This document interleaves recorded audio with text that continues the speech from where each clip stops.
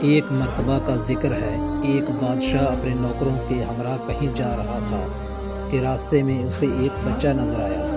بادشاہ کو بچہ بڑا پیارا لگا، حکم دیا کہ اسے میرے گھر والوں کے سپرد کر دیا جائے، اس کی تربیت کی جائے۔ چنانچہ وہ بچہ شاہی نگرانی میں پلنے لگا۔ گھر والوں کو بھی یہ بچہ بڑا محبوب تھا، اس کا نام احمد یتیم رکھا گیا۔ بچہ بڑا ذہین و فطین نکلا، پڑھائی اور فرما برداری میں یکتا تھا۔ جب بادشاہ کی وفات کا وقت آیا تو اس نے اپنے بیٹے کو بلوایا اور کہا کہ میرے مرنے کے بعد اس بچے کی خوب دیکھ بھال کرنا، اس کا خیال رکھنا اور اسے کسی بھی محرومی کا شکار نہ ہونے دینا۔ اپنے والد کی وفات کے بعد بیٹے نے والد کی وصیت پر پوری طرح عمل کیا۔ احمد یتیم کو اور زیادہ اہمیت دی، اس کی پڑھائی لکھائی کے لیے بطور خاص استاد مقرر کیا، جس سے احمد یتیم کی صلاحیتوں میں اور اضافہ ہوا۔ احمد خودآداد صلاحیتوں کا مالک تھا، وہ بتدریج ترقی کی منزلیں طے کرتا گیا۔ نئے بادشاہ کو اس پر بہت زیادہ اعتماد تھا، اس نے اسے اپنے خاص خادموں میں شامل کر لیا اور تمام شخصی اور ذاتی معاملات میں اس سے مشورہ کرنے لگا۔ کچھ عرصہ گزرا، احمد یتیم کی کارکردگی اور بہتر نظر آئی تو اسے محل کے تمام نوکروں کا نگران مقرر کر دیا گیا۔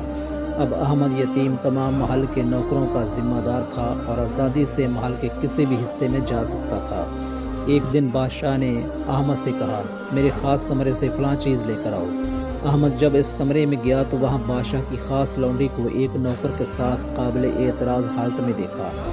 فسق و فجور میں مبتلا اس لونڈی نے احمد کی منت سماجت کی کہ اس پر رحم کرے اور اس کی پردہ پوشی کرے۔ لونڈی خوبصورت تھی، وہ اسے ورگلانے لگی کہ میں تمہاری ہر قسم کی خدمت سر انجام دینے کو تیار ہوں۔ احمد نے کہا، معاذ اللہ، تم کس قسم کی حرکتیں کر رہی ہو؟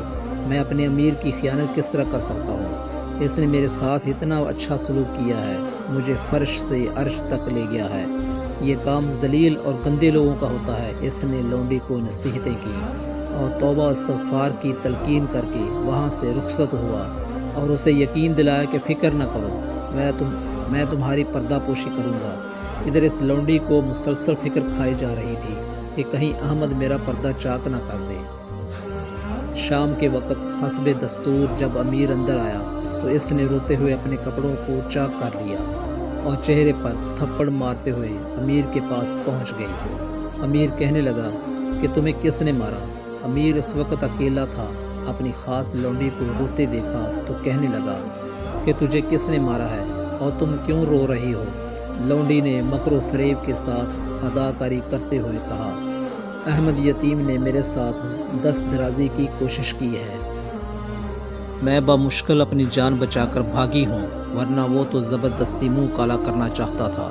امیر نے سنا تو غصے سے بے قابو ہو گیا، بولا، ایسے شخص کی سزا موت ہے، اسے فوراً قتل کر دینا چاہیے۔ رات ہو چکی تھی، لہٰذا اس نے اپنے ارادے کو صبح تک ملتوی کرنا مناسب سمجھا۔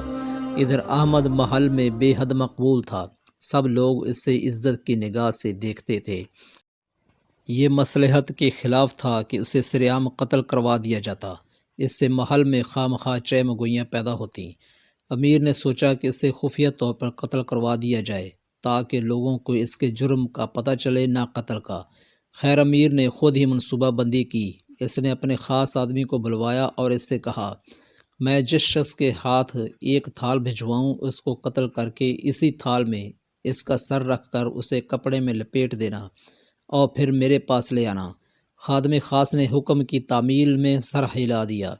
چند دن گزرے، امیر نے احمد یتیم کو بلایا اور کہا، اسٹور میں جاؤ، وہاں سے تھال لے کر فلاں شخص کے پاس جاؤ اور اس سے کہو کہ مجھے امیر نے بھیجا ہے اور جو وہ دے دے اسے لے کر آؤ۔ احمد یتیم اپنے امیر کے حکم کی تعمیل میں تھال لے کر جلاد کی طرف روانہ ہوا۔ راستے میں اسے بعض نوکر ملے، ان کا آپس میں جھگڑا ہوا تھا، انہوں نے اس سے فیصلہ کرنے کی درخواست کی۔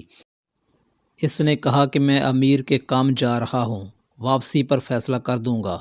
انہوں نے کہا کہ آپ کا ابھی فیصلہ کرنا نہایت ہی ضروری ہے، اس کام کے لیے ہم کسی اور نوکر کو بھجوا دیتے ہیں۔ جب وہ تھال لے کر آئے تو آپ اسے امیر کے پاس لے جائیں۔ بات معقول تھی، انہوں نے ایک نوکر کو اشارہ کیا کہ وہ تھال لے کر فلاں شخص کے پاس جائے اور وہ جو چیز دے واپس یہاں لے کے آئے۔ اتفاق دیکھیے کہ یہ وہی شخص تھا جو لونڈی کے ساتھ بدکاری کا مرتکب ہوا تھا۔ چنانچہ وہ تھال لے کر اس خادم خاص کے پاس چلا گیا۔ اس خادم خاص نے قتل کرنے کے لیے خاص جگہ کا انتخاب کیا ہوا تھا تاکہ کسی کو کانوں کان خبر نہ ہو۔ اس نے اس نوکر کو ساتھ لیا اور وہاں پہنچ گیا۔ اس نے اس کی گردن ماری اور سر تھال میں رکھ کر خوب ڈھانپا اور امیر کے پاس لے آیا۔ خادم خاص اس تھال کو لے کر حاضر ہوا۔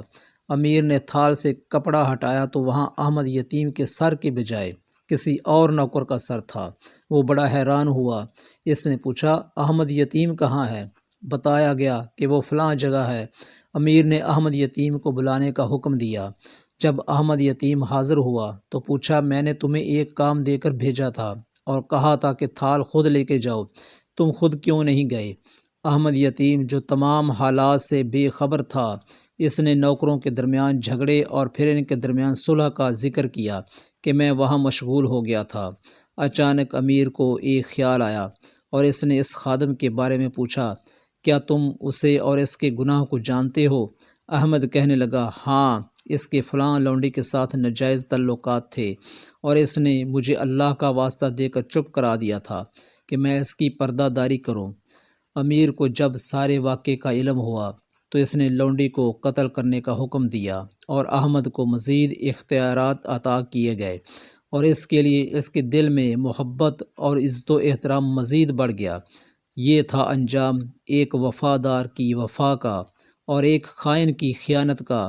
بلا شبہ اللہ رب العزت کا فرمان حق اور سچ ہے، اور بری تدبیر کا وبال اس تدبیر والے پر ہی پڑتا ہے۔